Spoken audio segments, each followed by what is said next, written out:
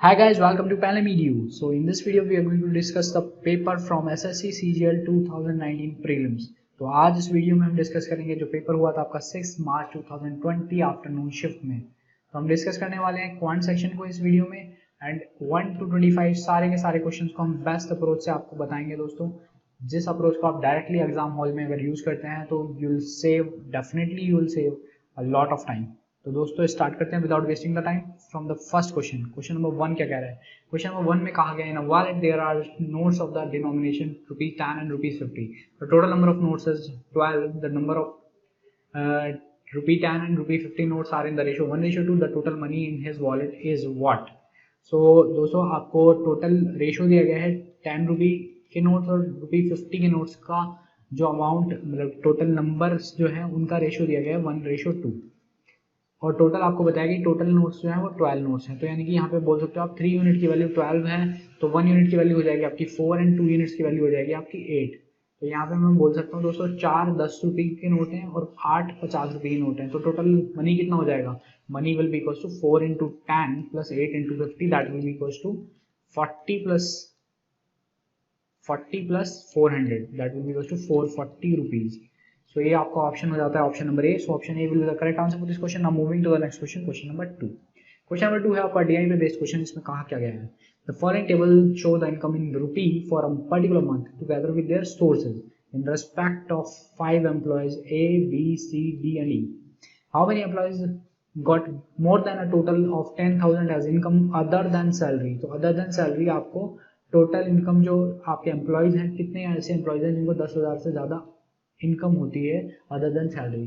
तो total income आपकी 66,000 है ए, अगर ए एम्प्लॉय को कंसीडर करें और उसकी सैलरी इनकम होती है 52,000। तो मैं बोल सकता हूँ कि ए की जो अदर देन सैलरी इनकम होगी वो होगी 66,000 माइनस 52,000। तो आपको दिख रहा है दोस्तों ये आपका 10,000 से ज़्यादा हो जाता है, ये होगा आपका 14,000। तो ऑप्शन हम बोल सकते हैं कि एम्प्लॉय ए जो है उसको 10,000 से ज़्यादा सैलरी मिलती है, तो 10,000 से ज़्यादा इनकम होती है अदर देन सैलरी। नाउ अगर हम ऑप्शन बी को कंसीडर करें तो ये 59,000 और ये है 48,500। तो आपको ध्यान से देखेंगे तो दिख जाएगा ये हो जाएगा आपका 10,500। तो अगेन बी की भी जो इनकम है वो अदर देन सैलरी 10,000 से ज़्यादा है। अब ऑप्शन सी को कंसीडर करें तो ये 52,000 है और ये 42,000 है। तो 52 माइनस 42 आएगा आपका 10,000 आ गया यहाँ पे, तो ये आपका नहीं होगा पॉसिबल ऑप्शन। अगर हम फिगर वो क्या बोलते हैं एम्प्लॉय डी को देखें तो एम्प्लॉय डी में कहा गया 40,000 है टोटल इनकम और 31,000 है डी की अदर देन वो ड्यू टू सैलरी। तो ये हो गई आपकी दोस्तों 40,000 माइनस 31,000 यानी कि 9,000। अब आपका डी एम्प्लॉय भी इस ऑप्शन से हट जाता है। नाउ 31,700 और 25,000। तो आपको दिख रहा है दोस्तों ई की जो इनकम है अदर देन सैलरी वो ऑलमोस्ट 31 माइनस 25 करोगे तो 6,000 के अराउंड आएगी, 6,700। तो आपका ये भी एलिमिनेट हो जाता है ई एम्प्लॉय भी। तो बचा हमारे एम्प्लॉय ए एम्प्लॉय और बी एम्प्लॉय। तो टोटल 2 एम्प्लॉय ऐसे हैं जिनकी सैलरी 10,000 से ज़्यादा है other than the salary. So option A will be the correct answer for this question. Now moving to the next question, question number 3। Question number 3 में क्या कहा गया? 24 students collected money for donation. The average contribution was ₹50. Later on their teacher also contributed some money. Now the average contribution is 56. The teacher's contribution is what? तो total आपके 24 students हैं और उन्होंने average contribution जो collect किया है वो 50 रुपये कलेक्ट किया है। अब टीचर ने कुछ रुपए दिए और एवरेज जो है वो 50 से 56 रुपीज़ हो गया। तो अब टीचर प्लस 24 स्टूडेंट्स का एवरेज जो है वो 56 रुपीज़ है। तो दोस्तों अगर आप ध्यान से देखोगे तो टीचर 56 रुपीज़ तो एक्स्ट्रा अपने अब टोटल अगर उसको एवरेज 56 कराना है तो वो 56 रुपीज़ तो अपने साथ कंट्रीब्यूट करने के लिए लाया ही होगा। साथ में क्या करा होगा उसने, तो 24% है उनका एवरेज 6 से बढ़ जाए तो उसके लिए वो 6 रुपीज़ हर एक पर्सन पे ज़्यादा लेकर आया होगा।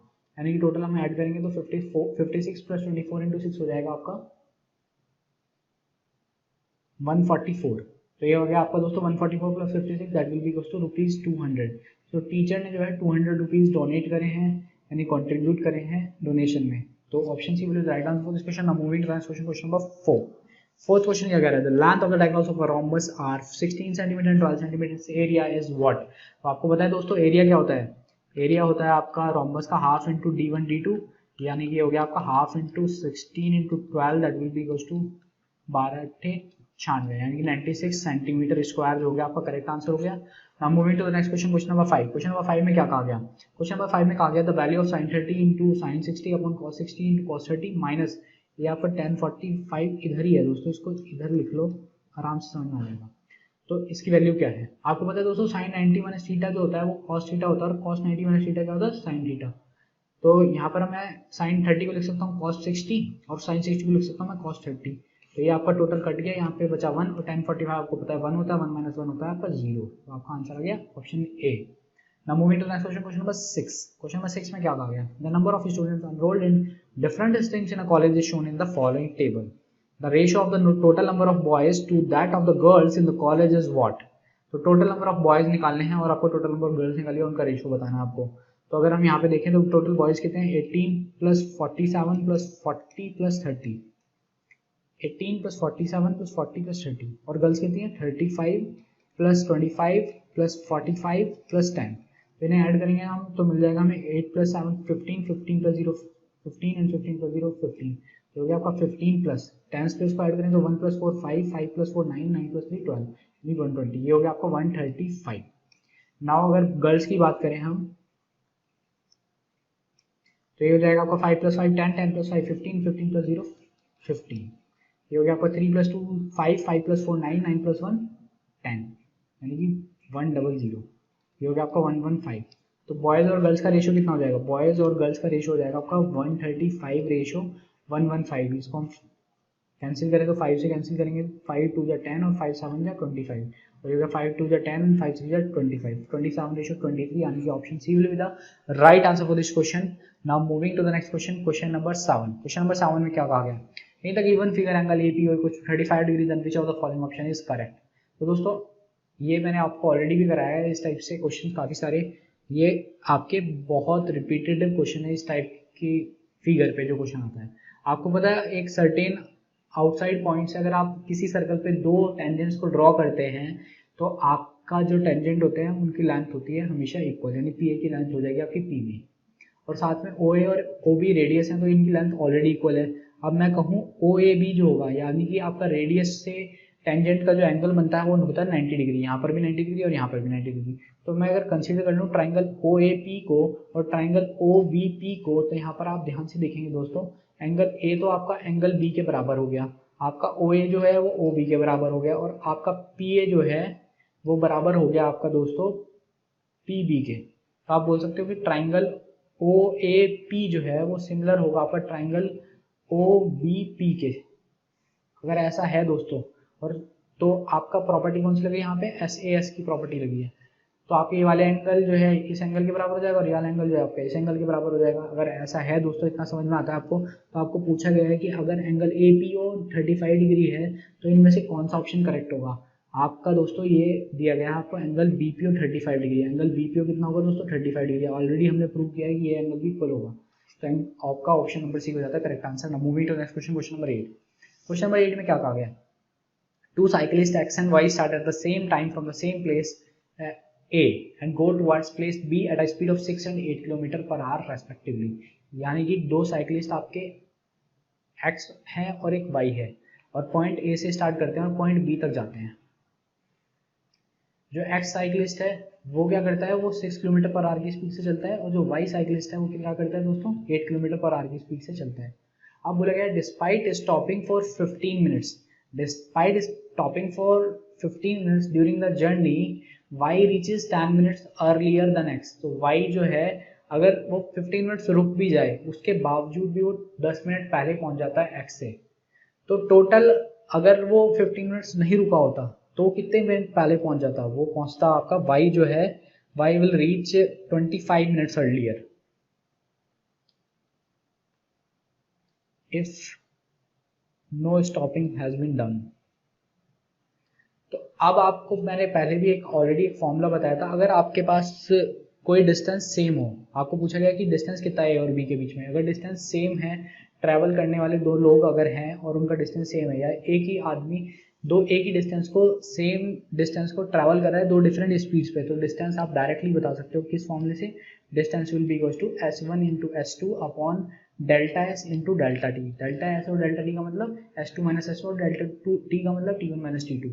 तो S1 कितनी है यहाँ पे 6 है, एक स्पीड 6 किलोमीटर है और एक स्पीड है 8 किलोमीटर पर आवर। तो 8 माइनस 6 हो गया आपका 2 और टाइम कितना सेव हुआ है, टाइम का डिफरेंस है दोस्तों 25 मिनट्स पहले पहुंच जा रहे हैं, यानी कि 25 मिनट्स का डिफरेंस है उनके बीच में टाइम के, यानी 25 ये मिनट्स में, तो हमें आर में कन्वर्ट करना पड़ेगा इसको। 25/60 इसको हम सॉल्व करें तो ये हो जाएगा आपका 6 10 जा 60 और ये आपका 2 4 जा 80, तो 25 चौक 100/10 यानी कि 10 किलोमीटर जो है आपका टोटल डिस्टेंस है पॉइंट ए और पॉइंट बी के बीच में, जो कि आपका ऑप्शन नंबर सी है। Now moving to the question, question number 9. Question number 9 में क्या कहा गया, how many students have a height of 165 centimetre और more? तो 165 सेंटीमीटर और मोर किन स्टूडेंट्स की हाइट है, तो आपको ये बताना है दोस्तों। ये क्वेश्चन जो है ऑलरेडी सीपीओ में भी इस टाइप का क्वेश्चन पूछा गया था दोस्तों। तो लगभग अगर आप देखोगे तो सीपीओ, सीजीएल, सीएचएसएल इनमें जो क्वेश्चन है काफी सारे रिपीट हो जाते हैं प्रीलिम्स लेवल पे। तो लेस देन 175 है ये और ये लेस देन 170 है, तो मैं बोल सकता हूँ 175 से 170 के बीच में जो लाई करने वाले स्टूडेंट्स हैं वो होंगे कितने, 40 माइनस 35 यानी कि 5। सिमिलर वे में अगर जिनकी हाइट 170 से लेकर 165 तक है उस रेंज में लाई करने वाले स्टूडेंट्स कितने होंगे दोस्तों, 170 से 165 तक लाई करने वाले तो हो जाएंगे आपके 35 माइनस 25 यानी कि 10। तो टोटल जो आपके स्टूडेंट्स हैं जिनकी हाइट 165 सेंटीमीटर है उससे ज़्यादा है, तो ये हो जाएंगे आपके 165 से लेके 175 तक के स्टूडेंट्स, यानी 10 + 5 that will be equals to 15। तो 15 है आपका option number A, so option A will be the right answer for this question. Now moving to next question, question number 10। Question number 10 में कहा गया 113, वेरी इजी क्वेश्चन दोस्तों, 113 into 87 बताना है आपको। 7 3 क्या होता है 21, तो यूनिट डिजिट आएगी 1 और 1 यूनिट डिजिट सिर्फ ऑप्शन सी में, तो ऑप्शन सी का आंसर पे मार्क करिए और आगे बढ़ जाइए दोस्तों। 11th क्वेश्चन पे चलते हैं। 11th क्वेश्चन में कहा गया है if a + 1/a equals to 5 and a³ + 1/a³ पूछा गया था दोस्तों यहाँ पे। तो अगर a³ + 1/a³ पूछा जाएगा तो आपको उसका आंसर बताना है वो क्या होगा दोस्तों। a + 1/a की वैल्यू आपको 5 दी गई है, तो मैं पहले ही बता चुका हूँ अगर आपको a + 1/a की वैल्यू k दी गई है तो a³ + 1/a³ की वैल्यू आप डायरेक्टली निकाल सकते हो k³ - 3 कैसे। तो ये हो जाएगी आपकी k³ मतलब 5 की पावर 3 यानी 125, 125 माइनस 3 इंटू 5, 3 इंटू 5 यानी कि 15। तो 125 minus 15 that will be equals to 110 और 110 हो गया आपका correct answer. So option D will be the right answer for this question. Now moving to the next question, question number 12। Question number 12 again a very easy question दोस्तों। ये paper जो है काफी easy है, तो ये वाले जो जिन लोगों का पेपर हुआ होगा तो काफी अगर अच्छा स्कोर कर सकते थे यहाँ पर और करा भी होगा आई एम श्योर बहुत लोगों ने। 25 में से आप मैं कहूँगा जो जितना मैंने इसको एनालाइज किया इस पेपर को, तो 25 में से आप इजीली वेरी इजीली आप 21 22 क्वेश्चन तो बहुत इजीली करेक्ट आंसर करके निकाल सकते थे दोस्तों। आई होप आप लोग अच्छा पेपर करके आए होंगे दोस्तों। तो देखते हैं दोस्तों इस क्वेश्चन को क्या कहा गया इसमें। In the given figure if A B equals to 10, A B 10 दे दिया आपको, ए बी टोटल 10 दे दिया है, आपको दे दिया है सी डी 7, सी डी अगर आपको 7 दे दिया, इसको यहाँ बना देते हैं दोस्तों।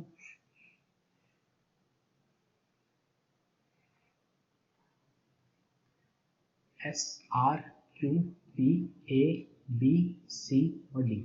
अब ए बी दे दिया आपको 10, सी डी दे दिया आपको 7 और साथ में एच डी दे दिया है आपको 4।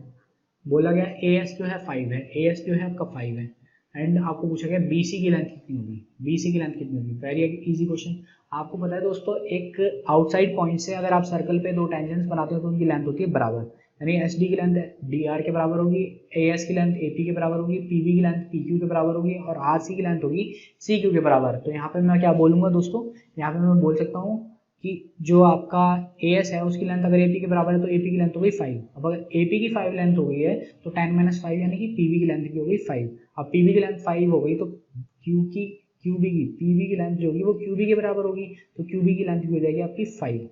क्यू बी की लेंथ भी 5 हो गई, क्यू बी 5 हो गया अगर, और यहाँ पर अगर आप देखोगे तो डी एस की लेंथ आपकी 4 है और डी आर के इक्वल होगी वो, यानी कि ये 4 हो गई। तो आप बोल सकते हो 7 - 4 आप यहाँ पे बोल दोगे कि ये 3 लेंथ हो गई आर सी की। अगर आर सी की लेंथ 3 है तो सी क्यू की लेंथ भी 3 होगी। तो आपका बी सी की लेंथ यहाँ से आ गई C Q plus B Q की लेंथ यानी 3 + 5 that will be equals to 8 centimetre. So 8 centimetre इसका हो गया दोस्तों करेक्ट आंसर। तो आपका ऑप्शन ए हो गया correct answer. Now moving to the next question, question number 13। Question number 13 में क्या कहा गया, Amit and Sunil together can complete a work in 9 days। Sunil and Dinesh together can complete the same work in 12 days and Amit and Dinesh together can complete the same work in 18 days. In how many days will they complete the work if Amit, Sunil and Dinesh work together. तो देखिए दोस्तों, अमित और सुनील जो है वो 9 days में काम complete कर लेते हैं। सुनील और दिनेश जो है आपका 12 डेज में, और अमित और दिनेश जो है वो काम कंप्लीट कर लेते हैं 18 डेज में। अगर मैं एक टोटल जो वर्क है उसको अज्यूम कर लूँ, तो सबसे बेस्ट जो अज्यूम करना होता है दोस्तों, वर्क को आप अज्यूम कर ही रहे हो तो सबसे बेस्ट तरीका होगा आप एलसीएम ले लो 8, 19 और 9, 18 और 12 का। 9, 18 और 12 का जो एलसीएम होगा आप उसी को वर्क मान लो, यानी 9, 12 और 18 का एलसीएम होता है 36 यूनिट्स, तो हमने ये मान लिया वर्क। अब आपके पास वर्क भी आ गया, आपके पास टाइम भी है, तो आप यहाँ से बता सकते हो एफिशिएंसी क्या होगी। एफिशिएंसी क्या होती है दोस्तों? एफिशिएंसी होती है वर्क डन अपॉन टाइम। तो वर्क डन अपॉन टाइम यानी कि 36 में से अगर मैं 36 को अगर मैं 9 से डिवाइड करूँगा तो मेरे को मिलेगा 4 एफिशिएंसी ए प्लस एस की आ गई, एस प्लस डी की एफिशिएंसी आ गई 3, और 18 दूनी 36 यानी कि इनकी एफिशिएंसी आ गई 2। और एफिशिएंसी टोटल दोस्तों आप ऐड कर सकते हो। एफिशिएंसी अगर ए और एस की 4 है, एस और डी की 3 है, और ए और डी की 2 है, तो total A plus S plus D की एफिशिएंसी इनका ट्वाइस जो है वो हो जाएगी आपकी 9। तो ए प्लस एस प्लस डी की एफिशिएंसी आ गई यहाँ से हमारे पास 9 + 2 यूनिट्स। अब आपको पता है दोस्तों वर्क जो है 36 यूनिट्स है और एफिशिएंसी आपकी 9/2 यूनिट्स है। आपको बोला गया अमित, सुनील और दिनेश मिलकर कितने दिन में काम कंप्लीट कर लेंगे, तो टोटल वर्क करना है 36 यूनिट और उन तीनों की एफिशिएंसी है 9/2। तो टोटल नंबर ऑफ डेज जो हो जाएंगे वो लगेंगे कितने, ये हो जाएंगे आपको 9 चौक 36 यानी कि 4 2 8 डेज। तो 8 डेज लगेंगे दोस्तों टोटल। तो आपका 8 डेज है option number B. So option B will be the right answer for this question. Now moving to the next question number 14। 14 क्वेश्चन क्या कह रहा है? In a school 4% of the students did not appear for the annual exam. तो सबसे पहले मान लेते हैं दोस्तों 4% कहा गया है, तो मैं मान लेता हूँ 100 होंगे, 100 स्टूडेंट्स ही हैं, तो 100 में से 4% यानी कि 4% हमारे एग्जाम बच्चे ऐसे हैं जिन्होंने अपीयर ही नहीं करा एनुअल एग्जाम में। तो टोटल 96 ने अपीयर किया होगा। ये हो गए दोस्तों अपीयर करने वाले। अब हमें क्या कहा गया अगली लाइन में? 10% of the students who appeared for the exams could not pass the exam. मतलब कि जो 10% थे 96 के, उन्होंने अपीयर तो करा बट पास नहीं हो पाए वो। तो दोस्तों आप 10% करोगे तो 9.6 आ जाएगा। पॉइंट्स में क्यों लेकर जाना, एक काम करते हैं हम 0 0 एक और बढ़ा लेते हैं। बढ़ा दिया हमने 10%, यहाँ से हमारे फेल हो गए, ये हो गए आपके फेल। अब मैं बोलता हूँ अगर 10% फेल हो गए तो 960 - 96 ये हो जाएगा आपका दोस्तों 10 में 6 गए 4 बचे, और आपका 15 में 3 हो गया 6, 864। 864 ऐसे लोग हो गए दोस्तों जो कि आपके पास हो गए हैं। अब हमें अगेन एक और चीज़ बताएगी, out of the remaining students यानी कि 864 में से 50% जो बंदे हैं, 50% जो स्टूडेंट्स हैं उनको डिस्टिंक्शन मार्क्स मिलता है, एंड 432 स्टूडेंट्स ऐसे हैं जो पास कर लेते हैं एग्जाम को बट उनको डिस्टिंक्शन नहीं मिलता। यानी कि इसके 50% जो है वो 432 हैं, और इसके 50% जो होंगे वो एक्चुअली में 52% कितने हैं 864 के हो जाएंगे दोस्तों। 2 4 जा 8, 2 3 जा 6 और 2 2 जा 4। अगेन आपका दोस्तों 432 ही बैठ रहा है यहाँ पे। तो यहाँ पर हमने जो अज्यूम किया था 1000 स्टूडेंट्स वो बिल्कुल करेक्ट अज्यूम किया था। अगर यहाँ पे कुछ और आता तो हम 432 की जगह कुछ और आता तो हम उसको 432 से कंपेयर करा के एक फैक्टर निकाल लेते और उसको 1000 में मल्टीप्लाई करते तो हमारे actual exact number of students आ जाते। बट यहाँ पे हमें फैक्टर में मल्टीप्लाई करने की जरूरत ही नहीं है, क्योंकि 432 क्या रिप्रेजेंट कर रहा है 432 को, यानी 1 unit will represent 1 and 1000 units will represent 1000 students. तो आपका करेक्ट आंसर आ गया ऑप्शन नंबर सी। बट यहाँ पर एसएससी ने जो है आपका 1200 दिया हुआ था दोस्तों, ये डिस्क्रिपेंसी है, आपको सबको नंबर मिलेगा इस क्वेश्चन में, तो ऑप्शन सी होगा इसका करेक्ट आंसर दोस्तों। चलिए दोस्तों नेक्स्ट क्वेश्चन की तरफ बढ़ते हैं। क्वेश्चन नंबर 15 क्या कह रहा है? क्वेश्चन नंबर 15 में कहा गया हमें in the given figure if A B equals to 8, A B equals to 8, A C equals to 10, A C equals to 10 and angle A B D equals to 90, then A D equals to 17, A D equals to 17, then measure of angle C D, वो measure of side C D क्या होगी, C D side की length क्या होगी दोस्तों। अब आपको अगर ट्रिपलेट्स पता है तो आप इस क्वेश्चन को बहुत इजीली और चुटकियों में सेकंड में लगेगी आपको इस क्वेश्चन को करने में। 8 10 और 6 का ट्रिपलेट होता है, 8 17 और 15 का ट्रिपलेट होता है। सही बात दोस्तों, 15 का ट्रिपलेट होता है। तो 8 15 17 ट्रिपलेट है हमारे पास, 8 6 और 10 का ट्रिपलेट है।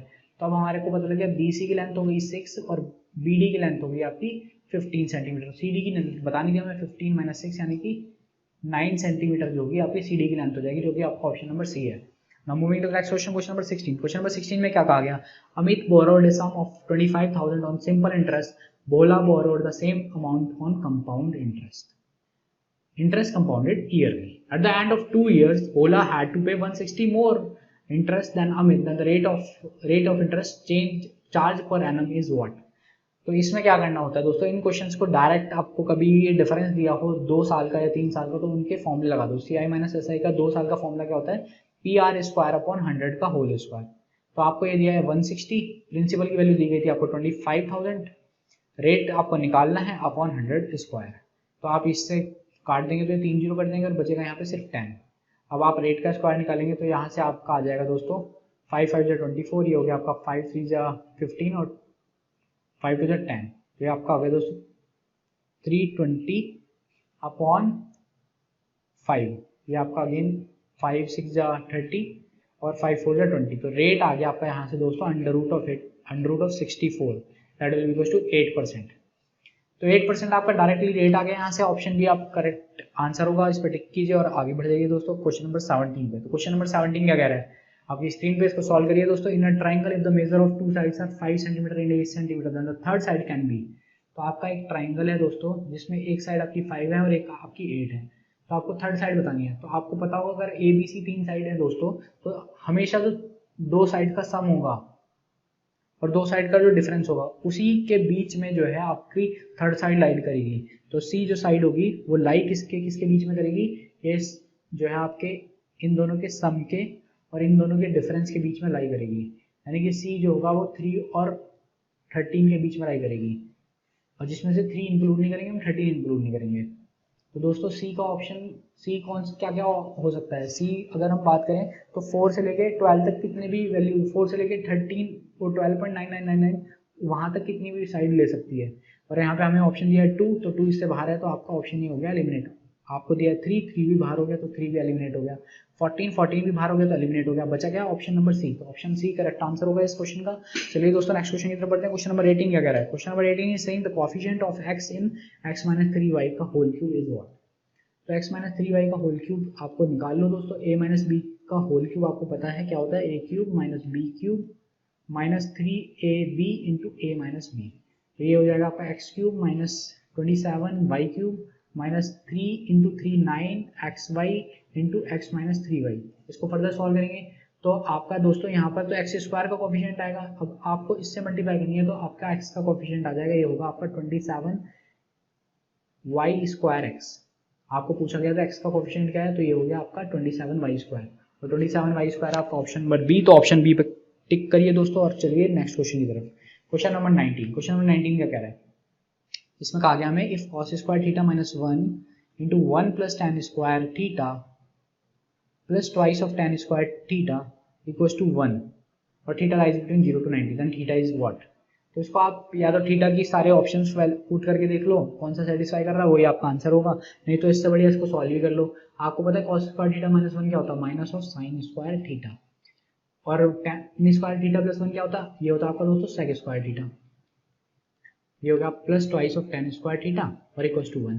सेक स्क्वायर थीटा क्या लिख सकते हैं हम, सेक स्क्वायर थीटा को 1 अपॉन cos स्क्वायर थीटा, यानी कि हो गया आपका minus sine square theta upon cos square theta, यानी कि minus tan square theta plus twice of tan square theta equals to 1, यानी ये हो गया आपका tan स्क्वायर थीटा की वैल्यू 1 और थीटा की वैल्यू यहाँ से आ गई आपकी 45 डिग्री, और जो कि ऑप्शन है option B. So option B will right answer for the question. Now moving to next question, question number 20। Question number 20 में क्या कहा गया, ये सिंप्लीफिकेशन का क्वेश्चन और वेरी इजी क्वेश्चन है दोस्तों। इतना इजी सिंप्लीफिकेशन का क्वेश्चन किसी शिफ्ट में नहीं आया है अब तक जितनी हमने शिफ्ट की एनालिसिस करी है। तो यहाँ पर आपको क्या करना है, 4/3 डिवाइड बाई 1/6 इंटू 2 - 1 लिखा है। तो आप डिवाइड को पहले सॉल्व करेंगे, 4/3 इंटू 6 हो जाएगा इंटू 2 - 1, ये हो गया आपका दोस्तों 3 2 6 4 2 8 into 2 16 - 1 that will equal to 15, और ये ऑप्शन है आपका option number D. So option D will be the right answer for this question. Moving to the next question, question number 21। Question number 21 में क्या कहा गया है, manufacturer sells cooking gas stove to shopkeepers at 10% profit and in turn they sell the cooking gas stoves to customers to 15%। If customer gets a cooking gas stove for 7590 then what is the manufacturing cost. तो let's suppose manufacturing cost थी x rupees. अब ये थी manufacturer के लिए। Manufacturer ने क्या काम किया, मैन्युफैक्चरर ने मैन्युफैक्चरर ने पहले डीलर को और डीलर ने कस्टमर को, इसने क्या किया, इसने 10% प्रॉफिट पे बेच दिया डीलर को, कुछ अमाउंट मिला, और फिर उसके बाद जो है 10% के अगेन प्रॉफिट पे कस्टमर को बेच दिया और 7590 में टोटल बेच दिया। तो यहाँ पर अगर मैं दोस्तों देखूँ 10% की वैल्यू क्या होती है, 10% की वैल्यू होती है वो यहाँ पर 15% पे बेचा है। ये होता है आपका 10% को मैं 1/10 लिख सकता हूँ, यानी कि, और 15% को लिख सकता हूँ मैं 3/20, यानी कि हुआ क्या है दोस्तों, 10 की चीज़ जो है 11 में बेची गई है और 20 की चीज़ आपकी 23 में बेची गई है। अगर मैं कहूँ कि x रुपीज़ पे सबसे पहले 11/10 का वो हुआ, यानी कि मैं बोल सकता हूँ दोस्तों टोटल 11/10 ऑफ x पे बेचा गया डीलर को, और डीलर ने फिर अगेन 15% का डिस्काउंट, 15% का प्रॉफिट कमाया, यानी कि उसने 23/20 यानी उसने 20 की चीज़ 23 में बेच दी, जिसमें बोला गया कि फाइनल जो प्राइस मिला है कस्टमर को 7590 पे उसको प्रोडक्ट मिला है। तो आपका x की वैल्यू यहाँ से आप सॉल्व करोगे तो क्या आ जाएगी, ये हो गया आपका 11 6 जा 66 और 11 9 जा 99 और ये हो गया आपका 23 3 जा 69। तो ये हो गया आपका दोस्तों 30 into 20 into 10 that will be equal to 6000 rupees. तो 6000 रुपये जो है आपका मैन्युफैक्चरिंग कॉस्ट थी। Option B will be the right answer for this question. Now moving to the next question, question number 22। Question 22 में क्या कहा गया है, shopkeeper marked a computer table for 7200, he allows a discount of 10% on it and yet makes profit of 8%, what will be his gain percent if he does not allow any discount। तो मैंने आपको हमेशा बताया, आपको जब भी MP और CP के रिलेशन के हिसाब से क्वेश्चन दिया गया हो तो आप डायरेक्ट फॉर्मूला लगाओ एमपी और सीपी के डायरेक्ट रिलेशन का, 100 plus minus profit slash loss upon 100 minus discount percent. तो एमपी दिया है आपको 7200, आपको सीपी अभी पता नहीं है दोस्तों, 100 प्लस माइनस प्रॉफिट मतलब प्रॉफिट हुआ है यहाँ पे 8% का, तो 108 हो गया ये, प्रॉफिट में प्लस लेना, लॉस में माइनस, 100 माइनस डिस्काउंट परसेंट यानी 100 minus 10 that will be equals to 90। ये हो गया आपका 90 9 10 90 और ये हो गया आपका 9 कम 9 9 दूनी 18 12।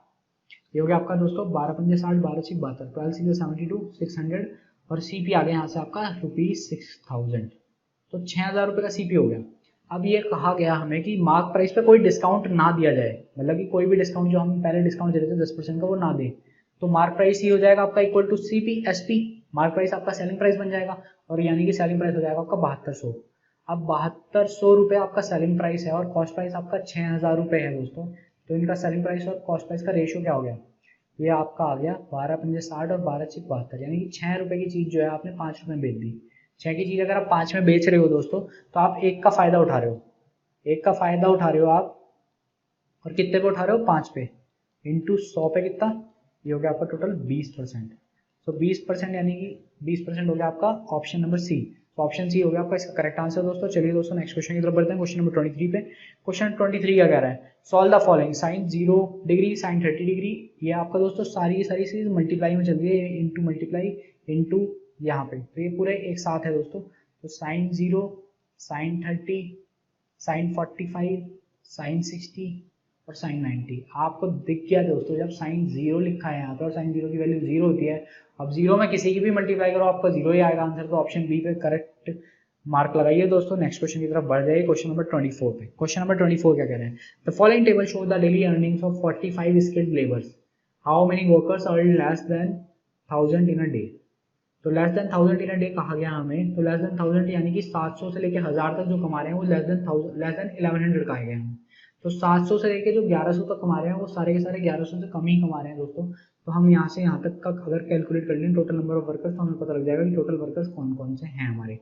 4 + 15 15 + 10 10 + 10, ये हो गया आपका 24 + 15 that will be equals to 39। तो 39 ऐसे वर्कर्स हैं जिनकी इनकम जो है वो 1100 से कम है। So option C will be the right answer for this question. Now moving to the last question of this video दोस्तों, question number 25. Question number 25 में क्या कहा गया, the largest number which should replace in the number 23654 to make the number divisible by 4। तो 4 की divisibility rule क्या कहता है, लास्ट के 2 डिजिट्स देख लीजिए दोस्तों, अगर वो डिविजिबल 4 से हैं तो आपका पूरा नंबर डिविजिबल होगा 4 से। तो यहाँ पे आपका स्टार 4 जो है आपका 4 से डिविजिबल होना चाहिए। अब स्टार की जगह आप सबसे बड़ी वैल्यू क्या रख सकते हो, 9 रख सकते हो, बट 94 को अगर आप 4 से डिवाइड करोगे तो ये आपका कंप्लीटली डिविजिबल नहीं होने वाला दोस्तों 4 से। अब उससे छोटा क्या रखोगे आप 84 का आप 4 से डिवाइड करते हो तो आपको मिलेगा 4 × 2 = 8 और 4 × 1 = 4, यानी 84 कंप्लीटली डिविजिबल हो जा रहा है आपका मतलब 4 से। तो आपका जो लार्जेस्ट नंबर होगा स्टार का वो होगा आपका 8, तो आपकी वैल्यू हो जाती है 8, यानी option D is the correct answer for this question. तो दोस्तों इसी के साथ सारे के सारे क्वेश्चन जो है आपके खत्म हो जाते हैं 1 से लेकर 25 तक, और बहुत ईजी पेपर था दोस्तों ये वाला आपको, पर आप अच्छे से करके आए हैं तो आपको घबराने की जरूरत नहीं है, आपके नंबर बहुत अच्छे आएंगे।